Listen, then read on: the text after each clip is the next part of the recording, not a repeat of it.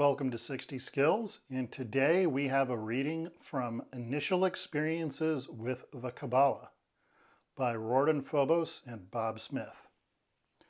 Today we are going to be reading the letter B.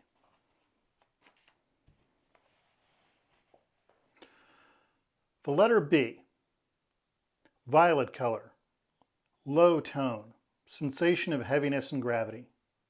Akasha, perception of universal life and polarity. Mental, electric and magnetic fields. Astral, volts and polarity. Physical or material, electric and magnetic fluids. First session. I breathe 21 Akashic, 62 mental, and 132 astral recitations. That's incorrect. It should read 432 astral recitations. First, I sit down in my wicker chair and read through the Akashic, mental, astral, and physical concepts for the letter. Then I reread Bardon's short writing on the characteristics of the single letter key for B to further program my focus. I project out into the Akasha and immerse myself into the cool and dark energy. Everything begins to dissolve away. I perform my recitations in the Akashic level, then move into the mental level and finally down into the astral. Upon entry to the astral, I see a flickering light that gradually stabilizes. Instead of projecting to a nature scene, I find I am standing upon a metallic bridge of some sort.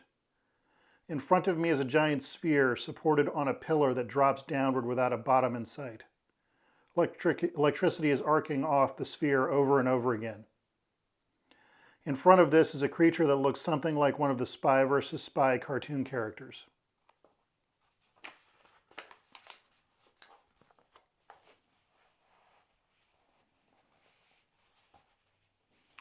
He is launching volt after volt into the space above him with an almost maniacal intensity. He is mumbling something as he does this that I cannot make out. I assume that this is the guardian of the realm. To my left and right, the bridge extends for a while before it ends in another sphere. If I try to walk to this, at some point I am pushed back towards the center. I try a few more times in both directions before I give up. The spheres appear to have some kind of doorway in front of them, but it hurts to look at them too closely or for too long. As I am back in the center of the bridge, I begin to notice how oppressive the gravity of the place is. Additionally, the energy of the letter B seems to build to a crescendo before discharging. In this, it appears to be unstable, like some kind of capacitor-based discharge. The voice of the guardian picks up again, and this time I can pick out some of what he is saying. He is talking about the role of the conversion of vitality into the energies of the electric and magnetic.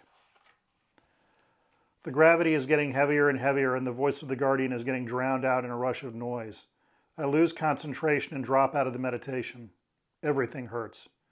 I have been performing a single letter a day for the past few days. My body is starting to pay for it. I walk around for about half an hour, stretching out my legs and drink some water. Second session. Recitations performed, 279 astral. I project back out into the Akasha and immediately drop down into the astral. I catch the flickering violet light and shoot back towards the bridge. The guardian is there and says something about losing me earlier. He goes on to explain how to use gravity as a kind of slingshot to project a volt. He also says that my volting is terrible and needs a lot of work. First, he explains that I must generate the letter in question, input electric fluid, then input magnetic fluid. I see a drawing of what looks like an arrowhead with a left electrical side and a right magnetic side.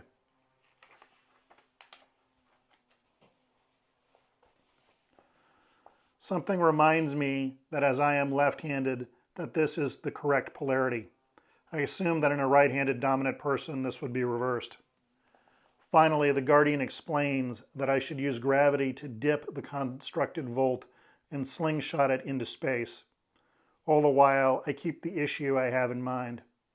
At this point, I go shooting out of the space back into my body. I am cooked and done for the day. The letter B is about polarization, and as such has a relationship to the electromagnetic fluid and vitality life force. It frequently manifests during Qigong practice in the Asian systems. In this context, it tends to build and then spark off the body.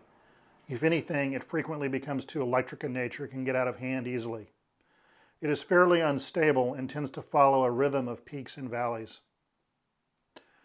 What I can tell you from additional practice over the years is that the letter B tends to work very well for abdominal issues, pain in particular. I've known many friends who had problems with gallstones for which B was a lifesaver. Also, what B can do for you is it can auto-regulate instability within the body itself. As such, this is an extremely valuable letter that frequently is used more often in combination than not. The BH letter combination in particular has a wondrous effect upon your ability to generate clairvoyance and is quite useful in that regard.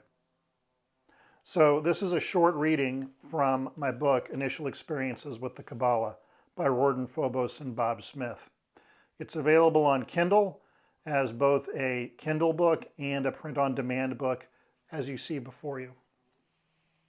If you wish to get into Bardon's third book, The Key to the True Kabbalah, I strongly recommend getting a copy of this, as it can point out some pitfalls along the way that are not readily apparent in the original work itself. Additionally, SixtySkills does weekend initiations into the Kabbalah on Saturdays, and you can hear about these on both the Facebook page and the the SixtySkills.com website proper. Initiation into the mother letters is also covered in both the app and in coursework currently available online. Thank you for joining me today. Practice hard and be well.